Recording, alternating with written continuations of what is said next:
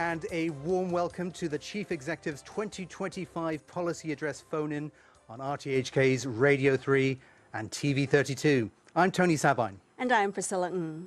With us in the studio is Chief Executive John Lee. Mr. Lee, thank you very much for joining us on the show this morning. Good morning, everyone. Good morning, Tony. Good morning. Good morning, Priscilla. Mr. Lee. And just a reminder that you can call us anytime during the show to ask the Chief Executive any questions that you may have about the policy address. You can reach us on 233-88266. That's 233-88266.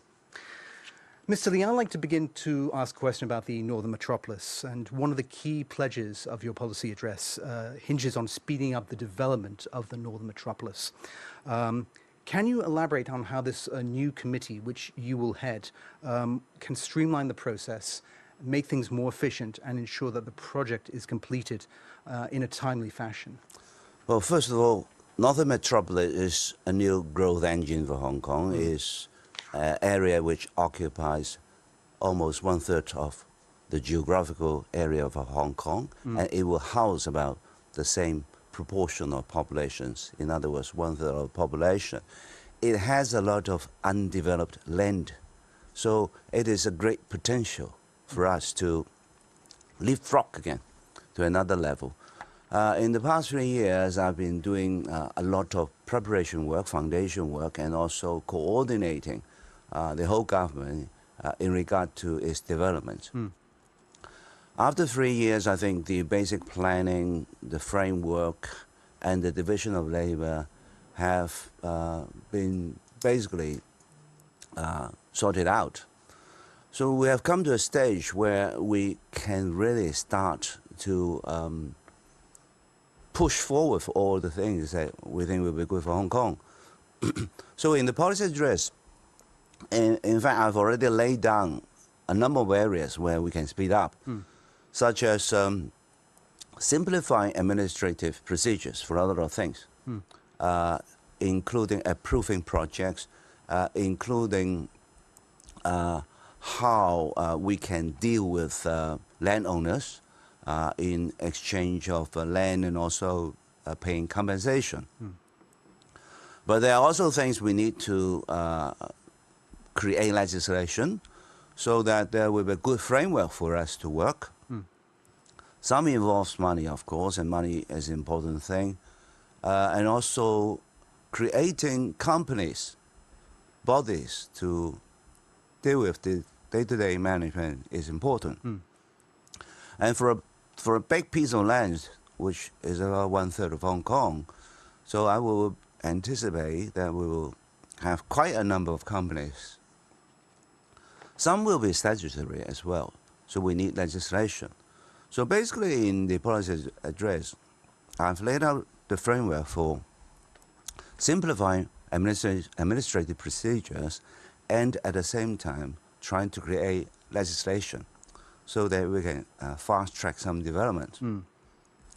At the same time, I think I need to focus attention in several areas. So under me, there will be 3 working groups. And they will respectively will look at, first of all, operational models, because there will be different models for different industries and different developments. So that will be headed by the Financial Secretary. And then there will be a team to study for building our university city, which is important. Because I think education is one of our strengths, but I don't want it just to be a normal university. I want it to synergize. In other words, I want it to capitalize on the technology side and also industry side, so that we can make 1 + 1 bigger than 2. And then the third area is basically to ensure that the planning and development of the whole North Metropolis can be supervised from day one to the day when actually the industry and the development area is completely materialized. In other words, the third team is to supervise it from when you want to have it to the time when you do have it. And that will include overseeing the different bodies within the government and departments so that when you approve things, they will be approved fast. And it will overcome the barriers of different bureaus and departments. So basically, I set up a committee so that I will be leading and I will be directing. I will be telling where the priorities should be. And when there are proposals about options, then I will be the one to make the decisions. Right. I've also focused the attention and efforts in three areas, which are basically the areas the three teams will be focusing on. And then I'm doing it both, fast-tracking it both by administrative procedures and also by legislation. Basically, that's the framework. I see. Now, do call us on 2338-8266, 2338-8266 if you'd like to speak directly to the Chief Executive. So, Mr. Lee, we do have a caller, and her name is Marina, and she wants to talk about promoting Hong Kong. So, good morning, Marina. Good morning, Good Marina. Morning. Good morning, Chief Executive. Yes, what is your question for the Chief Executive? Well, as a lifelong resident, born and raised in Hong Kong, and as a communications professional of Hong Kong, I have a deep affection for this city. What are some ways that I can contribute to promoting Hong Kong and showcasing its unique strengths? Well, you are a communication professional, of course. You can tell the good Hong Kong story to people. There has been, I think, a lot of politicization in this world. So what is really happening in Hong Kong sometimes has been distorted by people who may have their own agenda. So one request I will make, Marina, is to tell the true Hong Kong stories, how we go about our daily lives, and of course, what are the strengths, what are the attractions, and what people can get out of Hong Kong. And of course, there are things we will need to improve. You tell us and you tell me to make Hong Kong a better home for everybody. But there are several things, I think, in relation to the policy address you can tell people. First of all, you can tell people that Northern Metropolis will be a big new horizon for Hong Kong, and I will be building new industry for Hong Kong. And that means it's not just service industries that we are good at. We will be good at high-end manufacturing. Talents can come, money can come, because there will be developments which will last for a long time. Although some, we may believe that it will be over 15 years, but I want to fast-track them. So money, investment opportunities will be a lot. Enterprises which deal with development, enterprises which are very good at new energy, sustainability, and also advanced manufacturing, technology, they will be welcome and have a lot of opportunities. Also, you can tell them the education hub that we're building. We are a city which is not big. We only have 1,100 square kilometers. But we have 5 top 100 universities, and one university, the Hong Kong University, has been rated as the most international universities in the world. And this is because of the internationalization of both students, teachers, professors, researchers. So Hong Kong is not just Hong Kong. Hong Kong is the world all converging together. And this is education. But AI technology, which will be leading the world, will be happening fast in Hong Kong. And one other thing is, the focus of Hong Kong is on economic development, cooperation, joint prosperity. And we will also be promoting Hong Kong as a city where they can work hard and play hard as well. So arts and cultures, we have the West Kowloon Cultural District. the M+, the Palace Museum. And now pets will be allowed into restaurants happily. So that will be a lot of fun. And I sincerely request you, Marina, to make good use of your communication skills to tell the world this is a very vibrant Hong Kong.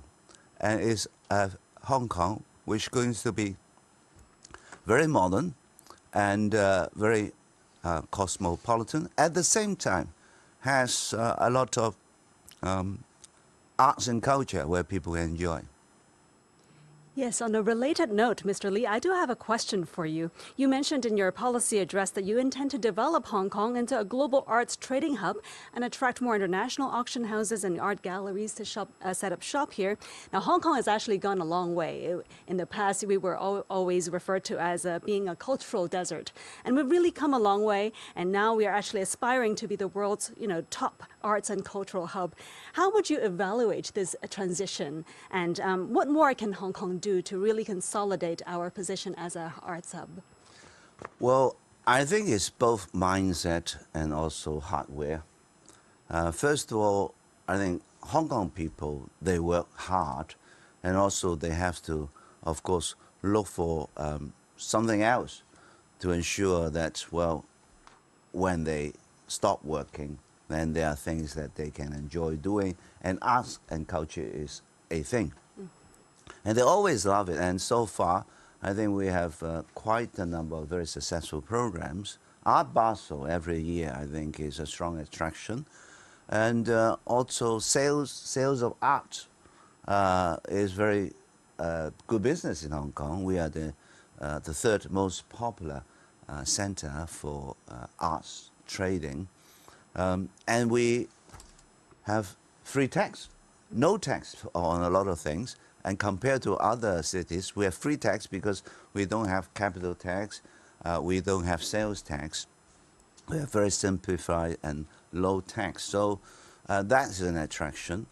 But hardware is also important.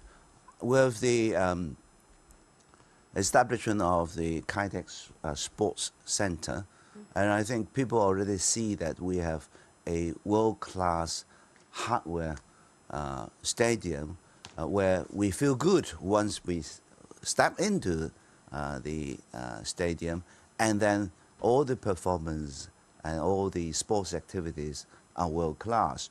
And that really make Hong Kong a attractive place for people that come not just to pursue their businesses, but to get their families to live here and enjoy their life, enjoy their weekends, and every now and then after work they can go to the bars, and then also in the daytime go around the different arts and cultural attractions. And so Hong Kong is really a place where you can be successful as well as live well.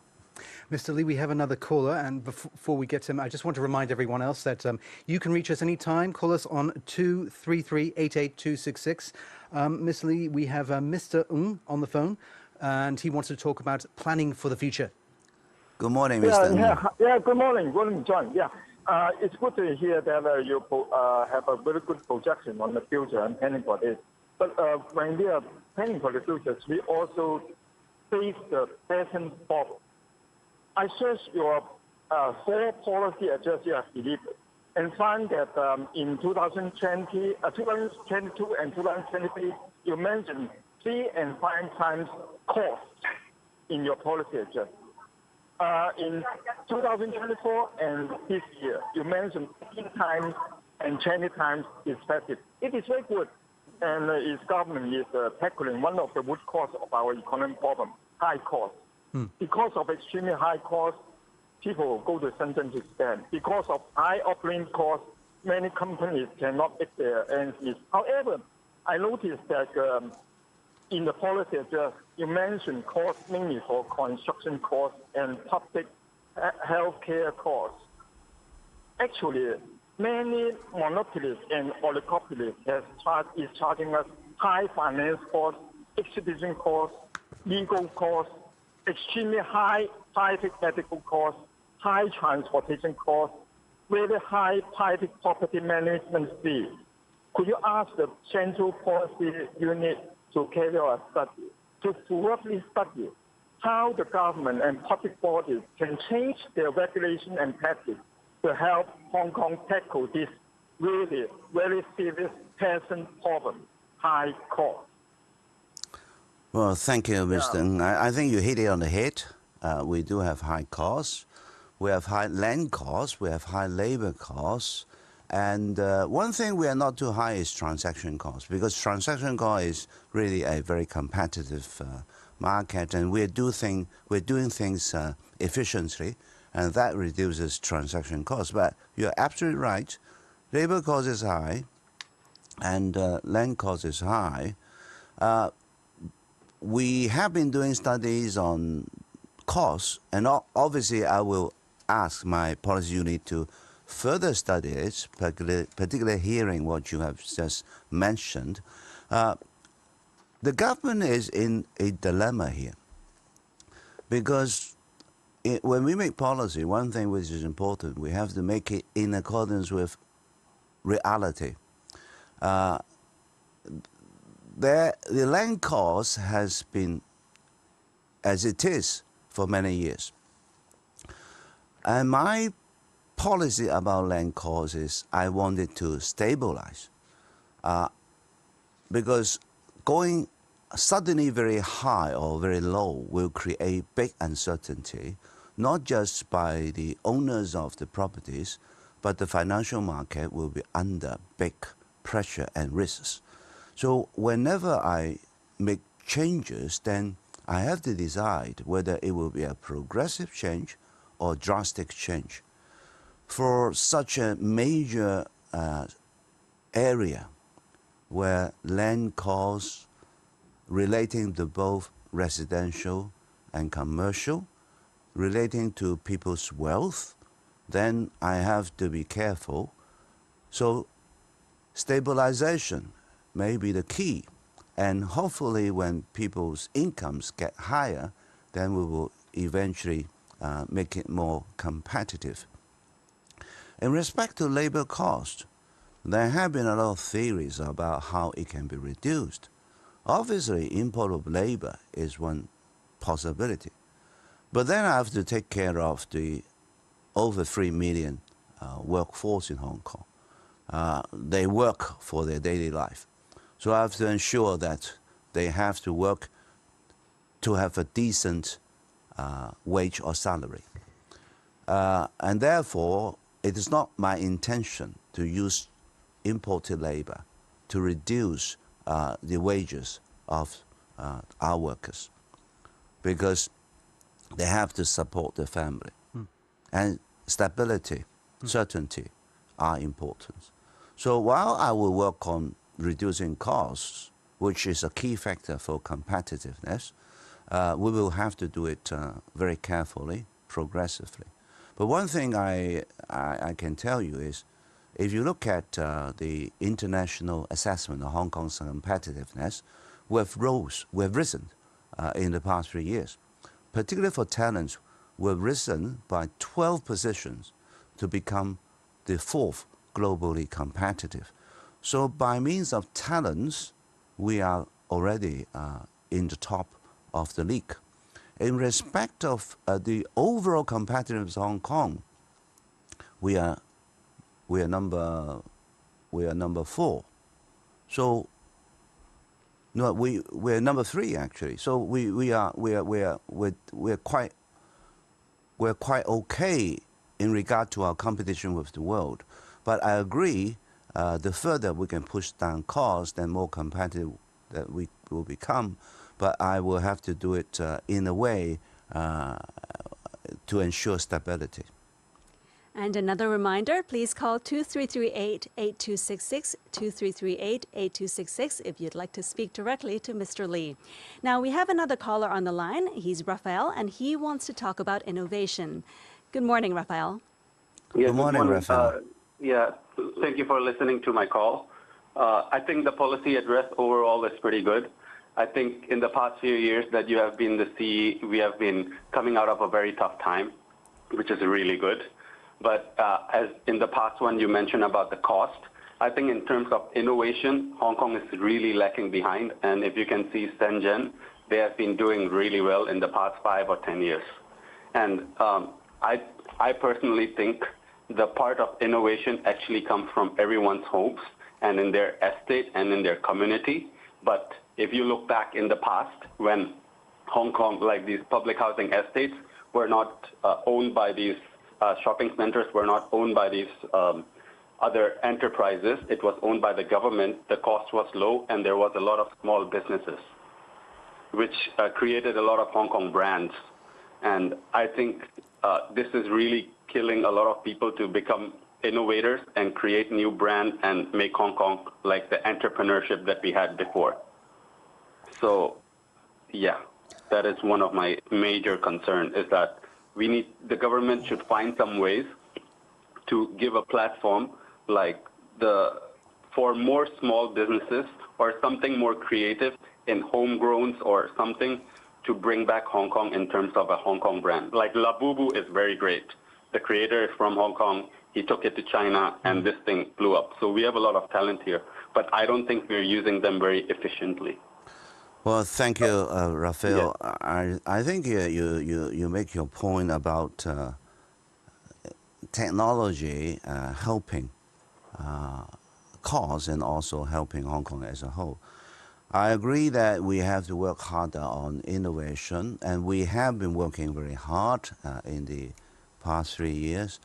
And the assessment internationally on Hong Kong's innovation and global competitiveness in respect of technology has been rising.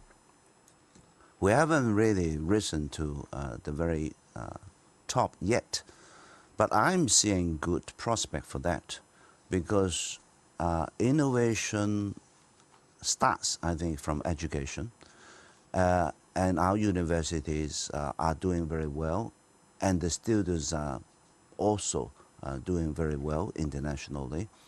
I am creating a lot of competitive environment for innovation and technology to develop. First of all, if you look at the policy address in the past years, then I talk about innovation and technology promotion, creating brands for Hong Kong, and also allowing people to make use of all these things to become commercial products. So the ground is being built there. We are fertilizing it, and I'm sure that with our young generation being so good in their studies, then this area will become stronger in the years to come. Mr. Lee, we have another caller on the line. Just a reminder, you can call us anytime, 233-88-266. We have Ilna on the line. He wants to talk about halal tourism and education. Ilna, go ahead. Good morning, Ilna. good morning, Mr. Lee. My name is Ilna. So I have two questions for you to ask. So the first question will be about education incentives in your policy address. So your 2025 policy address proposes increasing the non-local undergraduate quota at public universities from 40% to 50%, aiming to further boost Hong Kong's status as an international education hub. However, in the 2024-25 academic year, 72% of the 17,161 non-local students in Hong Kong's public universities were from mainland China, which suggests that diversity ambition has yet to be fully realized. So given this, how does the government plan to prioritize genuinely increasing student diversity beyond mainland China before further raising the total non-local quota? Also, considering Hong Kong's limited space and infrastructure, what measures will be taken to ensure that the increase does not strain resources or impact the quality of education and opportunities for local students? On another note, I would like to sincerely thank you for the significant efforts your administration has made to make Hong Kong more Muslim-friendly, a positive change not seen in previous administrations. Your commitment to inclusivity and the growing halal tourism market is highly commendable. Having said that, halal food options and Muslim prayer facilities have improved in some public spaces. They remain noticeably lacking at major private events and festivals such as Wine and Dine Festival and the AIA International Hot Air Balloon Festival, which I recently visited. Moreover, among all hotels in Hong Kong, only the Kowloon Shangri-La Hotel provides dedicated prayer facilities. The absence of prayer rooms in major shopping centers also causes significant inconvenience for Muslims who pray 5 times a day. Such efforts and incentives, however, should not only be aimed at attracting Muslim visitors and investors from Islamic countries, but also need to prioritize the approximately 300,000 strong local Muslim population in Hong Kong, which is set to grow further. So what further plans does your government have to encourage or require greater provision of halal-friendly services and dedicated prayer spaces within the private sector, ensuring Muslims, visitors and residents feel fully welcomed and accommodated across all venues in Hong Kong? Thank you, Una. Tony, you want me to ask it now? Or I think after? we should actually take a beat and maybe come back to that question after the break, because we have to cross over to the newsroom for the latest headlines. But we will answer your question, Ilna. We're going to take a break for the news at 8:30. We'll be back more on the policy address and to talk and discuss all the issues related to the address. Stay tuned.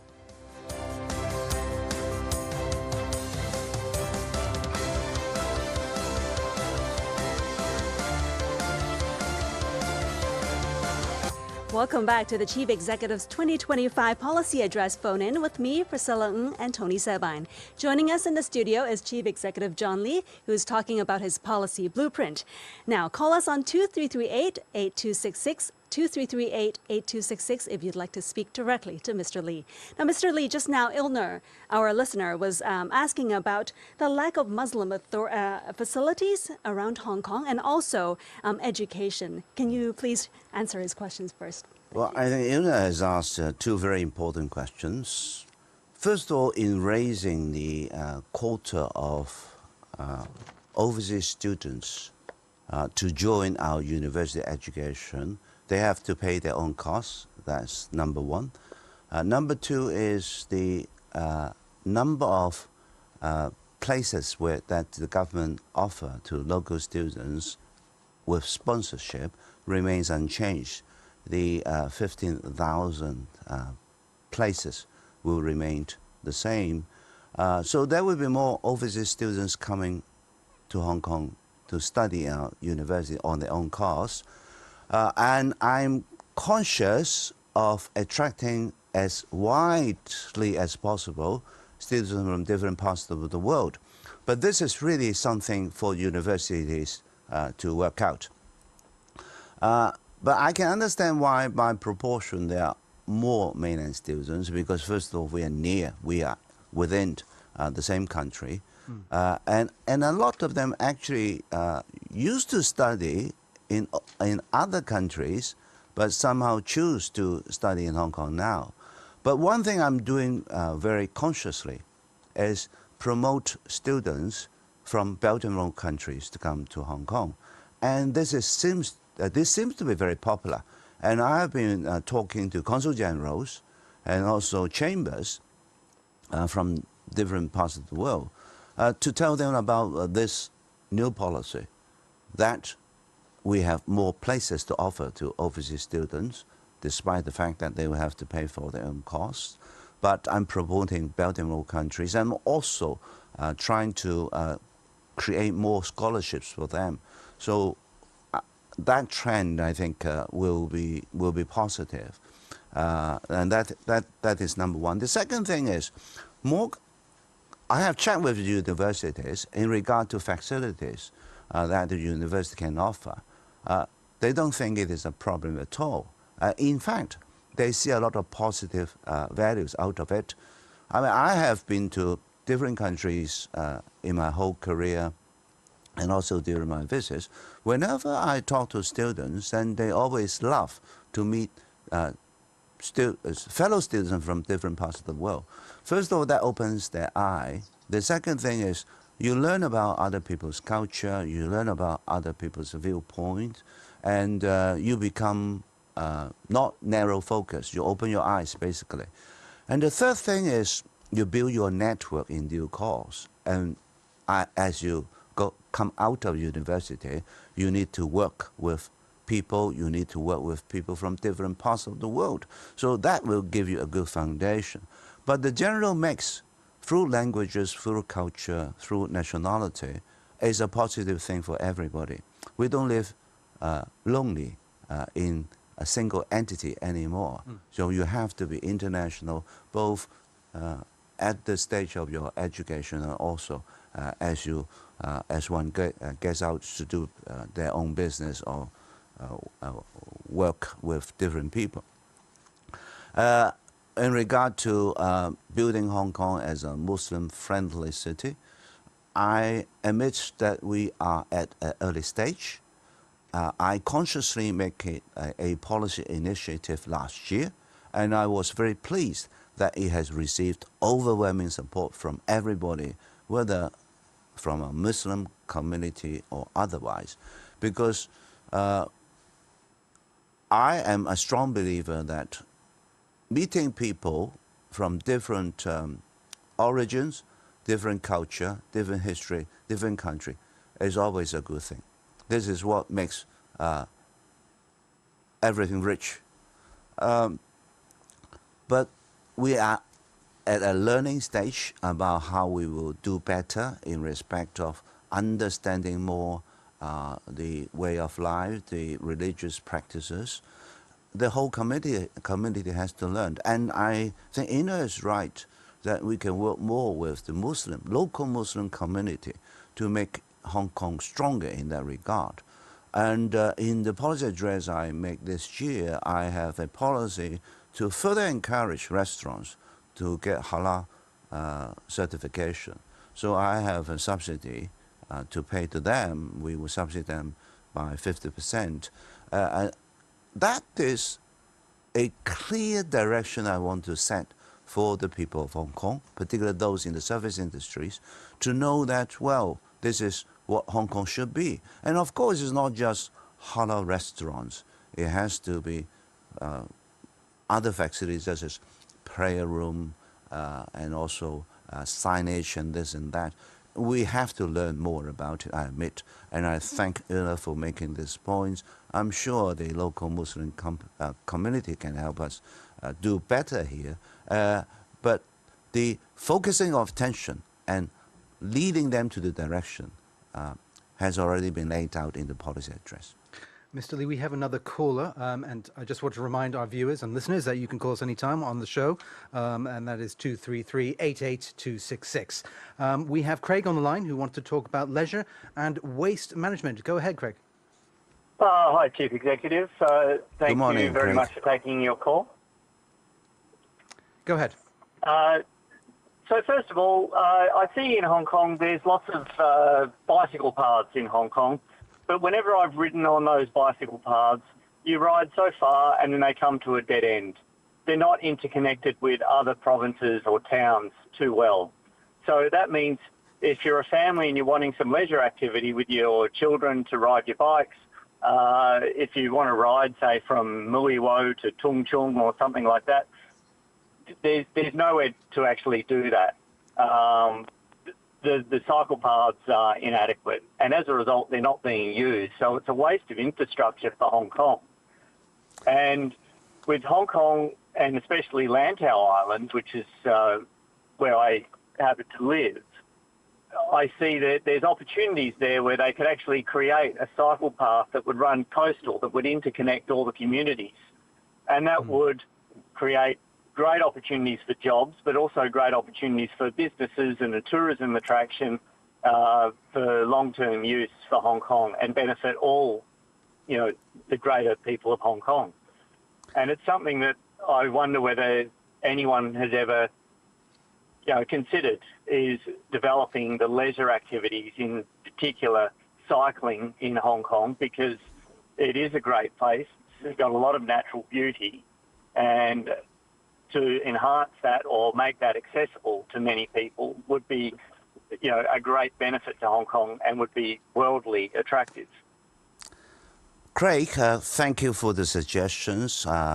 Indeed, there are a lot of things we can do more in connecting cycling trails. One thing we have done, which is connecting all the trails, is the island corridor that I have make it clear that we will build. But that, of course, is basically for walking. The intention of creating that island corridor or island trail is that we'll connect all the different sections of trails around our Hong Kong Island so as to form a completed circle. When I announced it in 2022, we were, I think, about 65% have them connected. Now is about 85%. So we have improved it by 20% in 3 years. It's going to be more difficult because the ones that we can do fast, we have connected. The other ones, there are big challenges in respect of works because some really are very, well, there's some risk in some areas, so relating to mountains, and so we have to work hard. But in regard to cycling, I agree. One thing we have done is the district administration. When I heard what Cray has talked about, and Cray, of course, know about the areas, and I think knowing the area is important, where we can connect, where when we roll it out and it will be popular. We've done one trail in Easton which allow both pedestrians and cycling. And we can do more in that regard. But where can we do? Then I think we should ask the district councils to look at it, because we have 18 councils, 18 districts, that covers the whole of the world of Hong Kong. It will have to be local wisdom to identify the place, to see which will be possible. So it is something I will go back and talk to the Home Affairs Department so that they can ask the district council to look at it. I would suggest also, Craig, if you can somehow relate to your district council or the trails that cover the different districts, so that you can just tell them that, well, it is something you would like to happen, and see how it can be worked out. But I thank you for the suggestion. Exactly, I need information from local community who really understands in their vicinity what they want and what can be improved. Thank you, Craig. And just another reminder, please call 2338-8266, 2338-8266 if you'd like to speak to Mr. Lee. Now, we have another caller, Mr. Lee. He's Roy, and he wants to talk about non-local student intake, student dormitories, and housing.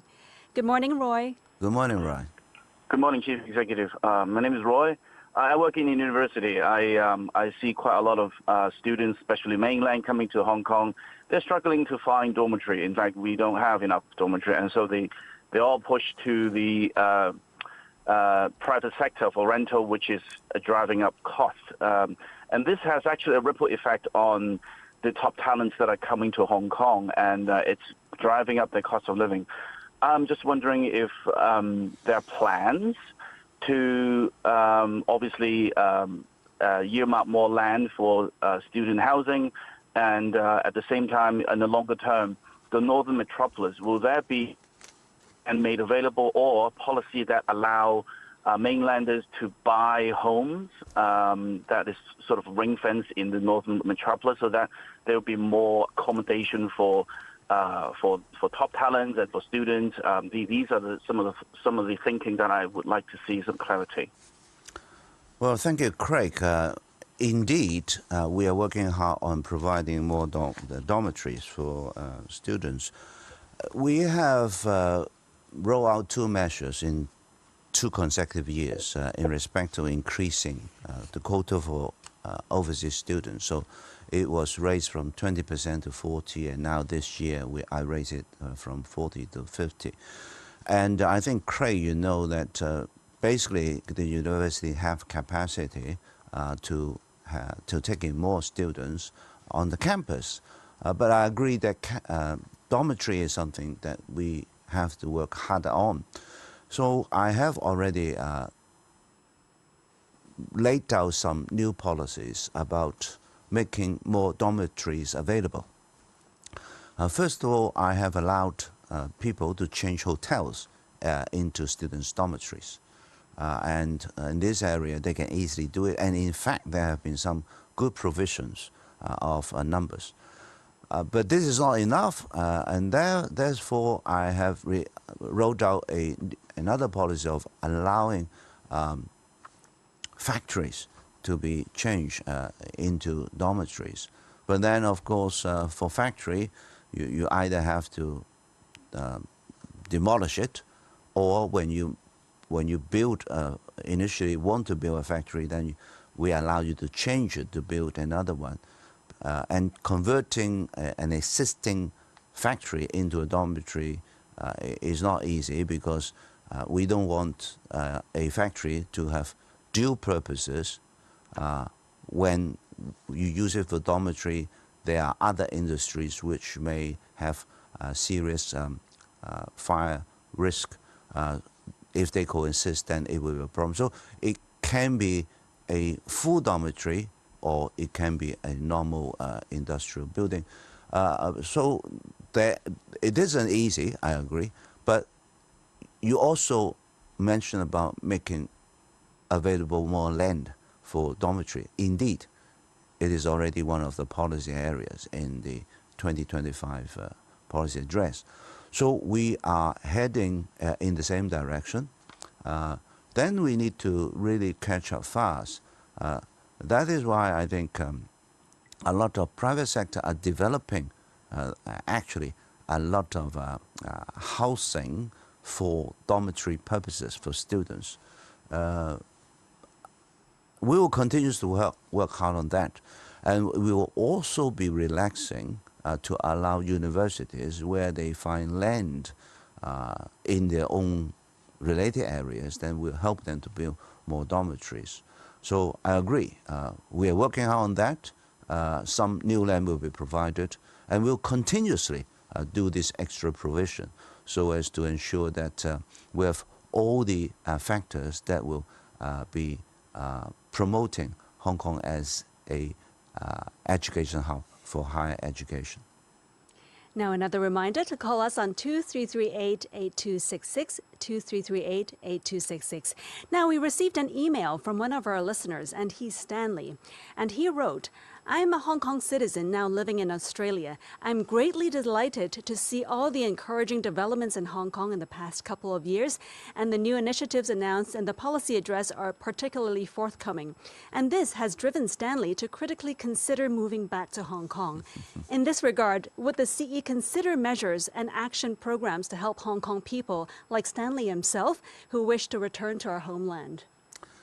You are always welcome to come back, and if I have time, we can meet, because I really love to hear that people who are now living overseas, they are Hong Kong residents, and they really find Hong Kong is the place there where they want to return. It warms my heart, so I thank you sincerely. But I am working hard to develop Hong Kong to an attractive place, not just to Hong Kong residents who may now be overseas. I want Hong Kong to be a very international business city. It has to be a business center for everybody, because there has always been the strength of Hong Kong. We have always been good to make Hong Kong a business hub for everybody. Hong Kong has a very good aviation network. Our airport is very professional, has been rated highly every now and then by travelers who have used it. And as a cargo aviation hub, we have been #1 for over 10 years consecutively. With 3 one-way systems, I think we'll be even stronger. And I'm making Hong Kong not just a place for prosperity, but a place for people to find good to live in. And so arts and culture is something I promoted. Make it to be an East meets West center, not just for arts and culture, but for just business, meeting people from different parts of the world, connecting them together, and at the same time we add value. We provide network, we provide fund, we also provide knowledge, and that is what makes Hong Kong successful. We have been rated as the freest economy, and a free economy means what? Means people find it convenient to come and go and also enjoy doing it. Otherwise, you won't find it the freest economy. So everybody works with that same mindset. We welcome people. The English standard, by and large, remains, I think, a good standard to communicate. And we are also, a lot of young people are also very keen on learning other languages.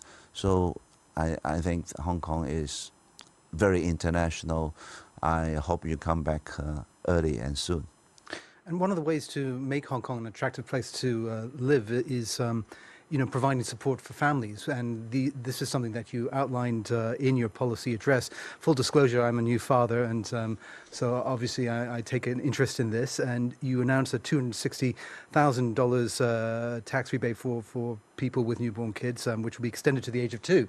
Are you confident that this tax rate will encourage people here in Hong Kong to have more children? And are there other policies or other support measures that your administration is thinking of to help encourage people to have start a family? Well, Tony, I'm glad to hear that you have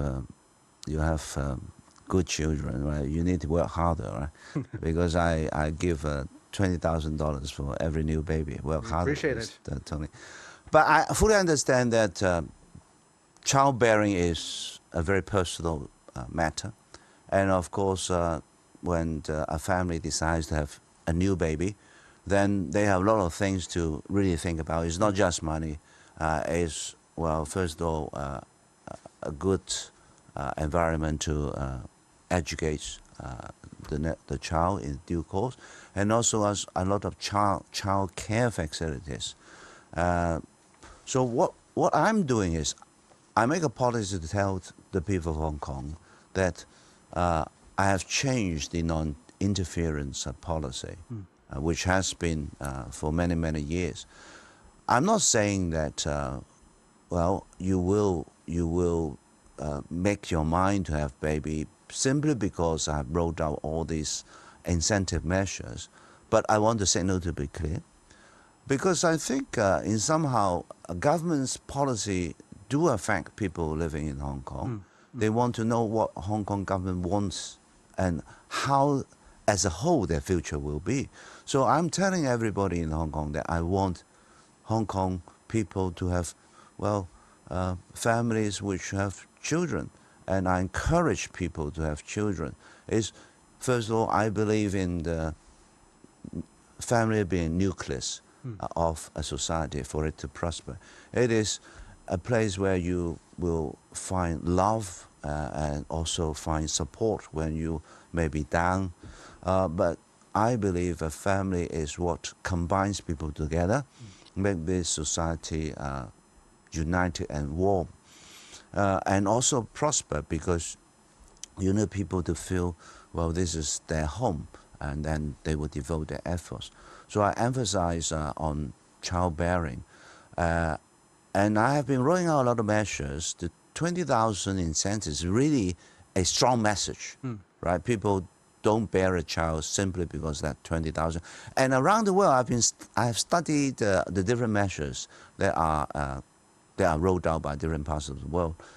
And none of the governments has said that any improvement is because of one or two measures. But the signal has to be strong. The government encourages people to have children, and then families will talk to each other, and I hope that then it will create some kind of consensus that, well, family is a good thing, children are a good thing, and then hopefully that will turn the trend of Hong Kong. The trend of Hong Kong's fertility rate being on the downward trend has been over many years. But since the rollout of the policy, the 2023 and 2024 figures has shown a reversion. So it has increased by something like 11%, which was a very pleasant trend. Whether it will continue or not, I can't predict, but I hope it will. But what is important is I tell people that, well, there are more people bearing child, and hopefully that has a positive impact on other people who are still thinking. But for those who are determined not yet, then of course I can understand why. But for those who are thinking maybe or maybe not, they may say, okay, why not? And I want them to have earlier, to have their child earlier as well. So when all these things work together, hopefully we'll have bigger families, more children, and then Hong Kong will be much a warmer home for everybody. Now, we're running out of time soon, but I have one final question for you, Mr. Lee. Excitement is brewing ahead of the National Games that's coming up very soon. I was just wondering, which are some of the events which you are most excited about? And are there any specific athletes whom you may be rooting for? Well, I have so many, and I'm very proud of our athletes. You see, we have been making records in different kinds of sports. And tennis, right? I love tennis, of course. And I met the Hong Kong star. Everybody knows him now. And so I'm so proud of them. And I've been meeting a lot of athletes during my term. And the year when I met them, they were all trying very hard. And some of them has already won medals, but others have not.